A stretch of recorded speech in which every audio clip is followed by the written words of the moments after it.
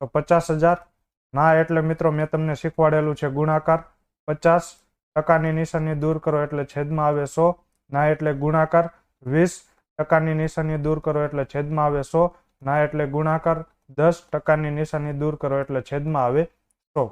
તો આ બંને શૂન્ય જશે મિત્રો.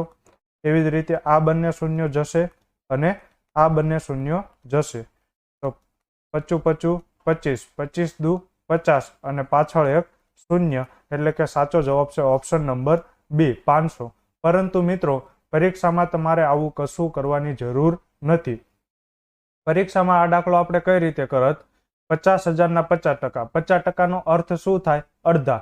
તો 50,000 ના અડધા કેટલા થાય? તો અહીંયા આવશે મિત્રો 25,000. 25,000 ના 20%. 20% એટલે પાંચમો ભાગ. તો 25,000 નો પાંચમો ભાગ કેટલો થાય? 5,000. અને 5,000 ના 10%. 10% એટલે મેં તમને શીખવાડેલું છે કે એક અંક પછી પોઈન્ટ મૂકી દેવાનો. તો 500.0 એટલે કેટલી કિંમત થાય? 500. તો જવાબ આવે ઓપ્શન નંબર બી. આ દાખલામાં મિત્રો પેન પણ ઉપાડવાની જરૂર નહોતી. આગળનો પ્રશ્ન જોઈએ. 10,000 ના 20% -100 પ્લસ 5,000 ના 20%. તો 10,000 ના એટલે ગુણાકાર 20 ની નિશાની દૂર કરો એટલે છેદમાં આવે 100 -100 પ્લસ 5,000 ના એટલે ગુણાકાર 20 ની નિશાની દૂર કરો એટલે છેદમાં આવે 100. તો આ બંને શૂન્ય જશે અને અહીંયા મિત્રો આ બંને શૂન્ય જશે. તો 20 દાન 200 અને પાછળ એક શૂન્ય -100 પ્લસ 5 દુ 10 અને 2 શૂન્ય એમનું.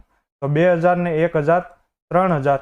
3,000 માંથી તમે 100 બાદ કરો એટલે જવાબ આવે 2,900 અથવા તો 2900. તો સાચો જવાબ છે ઓપ્શન નંબર સી. પરંતુ મિત્રો પરીક્ષામાં તમારે આ રીતથી કરવાનું નથી.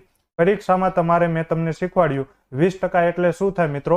પાંચમો ભાગ. તો 10,000 નો પાંચમો ભાગ કેટલો થાય? 2,000 -100 પ્લસ 5,000 ના 20%. તો 20% એટલે પાંચમો ભાગ. તો 5,000 ના પાંચમો ભાગ કરો એટલે આવે 1,000. તો 2,000 ને 1,000 3,000. 3,000 માંથી 100 જાય તો જવાબ આવે 2,900 એટલે કે સાચો જવાબ છે ઓપ્શન નંબર સી. આગળનો પ્રશ્ન જોઈએ. 5,000 ના 1% માઇનસ 1,000 ના 1%. તો 5,000 ના એટલે ગુણાકાર 1 ની નિશાની દૂર કરો એટલે છેદમાં 100 માઇનસ 1,000 ના એટલે ગુણાકાર 1 ની નિશાની દૂર કરો એટલે છેદમાં 100. તો આ બંને શૂન્ય જશે, આ બંને શૂન્ય જશે. 50 એકા 50 માઇનસ 10. તો 50 માંથી 10 તમે બાદ કરો તો જવાબ આવે 40 એટલે કે ઓપ્શન નંબર ડી સાચો છે. પરંતુ મિત્રો પરીક્ષામાં તમારે આ રીતે કરવાનું નથી. મેં તમને શીખવાડેલું છે કે જો 10% શોધવાના હોય તો એક અંક પછી પોઈન્ટ મૂકો. જો 1% શોધવાનો હોય તો 2 અંક પછી પોઈન્ટ મૂકો. તો અહીંયા તમારે 5,000 ના 1% શોધવાના છે તો 2 અંક પછી પોઈન્ટ મૂકો. 50.00 એટલે કેટલી કિંમત થાય? 50. અને અહીંયા મિત્રો 1% શોધવાના છે તો 2 અંક પછી પોઈન્ટ મૂકી દો. 10.00 એટલે 10. તો 50 માંથી 10 જાય તો 40 એટલે કે સાચો જવાબ છે ઓપ્શન નંબર ડી. આગળનો પ્રશ્ન જોઈએ. 8,000 ના 20% પ્લસ 4,000 ના 10% માઇનસ 500 ના 20% બરાબર કેટલા? તો 8,000 ના એટલે ગુણાકાર 20 ની નિશાની દૂર કરો એટલે છેદમાં આવે 100 પ્લસ 4,000 ના 10% ના એટલે ગુણાકાર ટકાની નિશાની દૂર કરો એટલે છેદમાં આવે 100 માઇનસ 500 ના એટલે ગુણાકાર ટકાની નિશાની દૂર કરો એટલે છેદમાં આવે 100. તો આ બંને શૂન્ય જશે, આ બંને શૂન્ય જશે અને આ બંને શૂન્ય જશે. 8 દુ 16 પાછળ 2 શૂન્ય પ્લસ 4 એકા 4 ને પાછળ 2 શૂન્ય માઇનસ 20 પંચા 100. તો 1600 ને 400 2,000. 2,000 માંથી તમે 100 બાદ કરો એટલે જવાબ આવે 1900 એટલે કે સાચો જવાબ છે ઓપ્શન નંબર બી. હવે મિત્રો પરીક્ષામાં તમારે આ રીતે કરવાની જરૂર નથી. મોઢે કઈ રીતે થાય? 20% એટલે પાંચમો ભાગ. તો 8,000 નો પાંચમો ભાગ કેટલો થાય? 1600. કેમ કે 16 પંચા 80 ને પાછળ 2 શૂન્ય પ્લસ 4,000 ના 10%. તો મેં હમણાં તમને શીખવાડ્યું 10% પૂછે એટલે એક અંક પછી પોઈન્ટ મૂકી દેવાનો. તો 400.0 એટલે 400 માઇનસ 500 ના 20%. 20% એટલે પાંચમો ભાગ. તો 500 નો પાંચમો ભાગ થાય 100. તો 1600 ને 400 2,000. 2,000 માંથી તમે 100 બાદ કરો એટલે જવાબ આવે 1900 ઓપ્શન નંબર બી. આગળનો પ્રશ્ન જોઈએ. 200 ના 50% અને 30% શું છે? 200 ના એટલે ગુણાકાર 50 ની નિશાની દૂર કરો એટલે છેદમાં આવે 100 ગુણાકાર 30 ટકાની નિશાની દૂર કરો એટલે છેદમાં આવે 100. આ બંને શૂન્ય જશે મિત્રો અને આ બંને શૂન્ય જશે. 5 દુ 10 અને 10 તેરી 30 એટલે કે સાચો જવાબ છે ઓપ્શન નંબર સી. હવે મિત્રો આ દાખલો મોઢે કઈ રીતે થાય તો 200 ના 50%. 50% એટલે અડધા અને 100 ના 30%. તો 100 ના 30% એટલે મિત્રો શું થાય 100 ના 30% એટલે 30. એમ ન ખબર પડે તો 100 ના તમે 10% ગોતી લો. કઈ રીતે મળે તો એક અંક પછી પોઈન્ટ મૂકો એટલે 10% મળે. તો 10%ની કિંમત કેટલી છે 10.0 એટલે 10. તો તમને પૂછેલા છે 30%. તો આ 3 ગણા છે તો 10 ના પણ 3 ગણા કેટલા થાય તો 10 તેરી 30 એટલે કે સાચો જવાબ આવે ઓપ્શન નંબર સી. આગળનો પ્રશ્ન જોઈએ. એબીસીડીમાં એ થી ઝેડ બરાબર 1 થી 26 એટલે કે એ નો ક્રમ 1 છે ને ઝેડ નો ક્રમ 26 છે એટલે કે વાસ્તવિક એબીસીડી રિયલ એબીસીડી છે. એ મુજબ જોતા જે માઇનસ બી બરાબર એચ. તો મિત્રો આપણે જોઈએ કે જે માઇનસ બી બરાબર એચ થાય છે તો જેનો ક્રમ કેટલો છે મિત્રો એબીસીડીમાં 10 અને બી નો ક્રમ 2. તો આ 10 માંથી તમે 2 બાદ કરો તો જવાબ આવે 8 અને 8 એટલે મિત્રો એબીસીડીમાં કોનો ક્રમ 8મો છે તો એચ નો ક્રમ. એવી જ રીતે મિત્રો બીજા ઉદાહરણ આપેલા છે એ તમે સોલ્વ કરી શકો છો અને તાળો મેળવી શકો છો. હું ડાયરેક્ટ આ ક્વેશ્ચન સોલ્વ કરું છું. m માઇનસ ડી બરાબર તમને પૂછેલું છે તો m નો વાસ્તવિક એબીસીડીમાં ક્રમ કેટલો છે 13 અને ડી નો ક્રમ છે 4. તો 13 માંથી 4 જાય તો 9. તો એબીસીડીમાં મિત્રો કોનો ક્રમ 9 છે તો I એટલે 9 એટલે કે સાચો જવાબ છે ઓપ્શન નંબર એ. આગળનો પ્રશ્ન જોઈએ.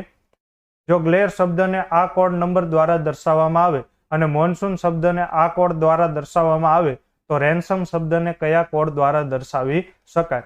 તો મેં મિત્રો કાલે જ તમને સમજાવેલું હતું.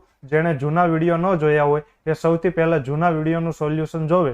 એમાં મેં તમને સમજાવેલું છે કે કોડિંગ ડિકોડિંગનો પ્રશ્ન આવે એટલે સૌથી પહેલા તમારે ડાયરેક્ટ કોડિંગ ચેક કરવાનું. તો અહીંયા જો મિત્રો આર છે એ રકમમાં જોવા મળે છે. તો જો મિત્રો અહીંયા આર આપેલો છે એ પણ જોવા મળે છે. એન જોવા મળે છે તો હા એન પણ છે. એસ જોવા મળે છે તો હા એસ પણ જોવા મળે છે. ઓ જોવા મળે છે તો હા અને એમ પણ જોવા મળે છે.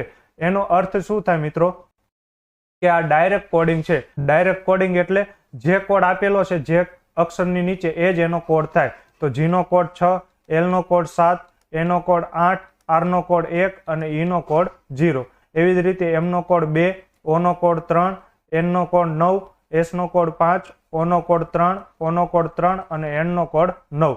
તો તમને પૂછેલો છે રેન્સમનો તો રેન્સમ એટલે આર. આર નો કોડ શું છે મિત્રો તો આર નો કોડ છે 1.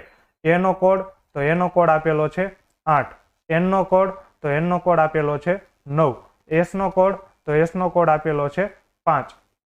ઓ નો કોડ તો ઓ નો કોડ આપેલો છે 3 અને એમ નો કોડ આપેલો છે 2. તો જવાબ આવશે 18, 95, 32 એટલે કે સાચો જવાબ છે ઓપ્શન નંબર સી. તો આ દાખલામાં મિત્રો મેં તો આ તમને સમજાવવા લખેલું છે. પરીક્ષામાં ડાયરેક્ટ તમારે જવાબ આવે. તો આ દાખલામાં પણ મિત્રો પેન ઉપાડવાની જરૂર નથી. આગળનો પ્રશ્ન જોઈએ. જો ઝેડ બરાબર 26, નેટ બરાબર 39 તો નટ બરાબર ખાલી જગ્યા. તો જો મિત્રો વાસ્તવિક એબીસીડીમાં ઝેડનો ક્રમ કેટલો હોય 26મો એટલે કે વાસ્તવિક એબીસીડી પ્રમાણે નેટ બરાબર 39 થવું પડે. તો એન નો ક્રમ કેટલો છે મિત્રો તો એન એટલે 14, ઈ એટલે 5 અને ટી એટલે 20. તો હવે મિત્રો આ બધાનું હું શું કરું તો 39 મળે. તો સૌથી પહેલા આપણે સરવાળો કરીએ. તો 14 ને 5 19, 19 ને 20 39. તો મિત્રો આપણને 39 મળી ગયો એટલે કે બધાનો તમારે ક્રમ લખીને સરવાળો કરવાનો છે. તો નટ એટલે એન એટલે 14, યુ એટલે 21 અને ટી એટલે 20. તો હવે મિત્રો આ બધાનો સરવાળો કરો. 14 ને 20 34, 34 ને 21 55 એટલે કે સાચો જવાબ છે ઓપ્શન નંબર સી. આગળનો પ્રશ્ન જોઈએ મિત્રો. એબીસીડીમાં એ થી ઝેડ બરાબર 1 થી 26 પ્રમાણે જોતા એક્સ બરાબર એફ, ટી બરાબર પી અને પી બરાબર જી હોય તો કે બરાબર ખાલી જગ્યા. તો એક્સ નો મિત્રો ક્રમ કેટલો છે એબીસીડીમાં તો એક્સ એટલે 24. હવે 24 માંથી હું શું કરું તો મને 6 મળે. તો આનો મિત્રો સરવાળો કરો તો 2 ને 4 6. આનો મિત્રો ગુણાકાર કરો તો 8 થઈ જાય. તો 2 ને 4 6.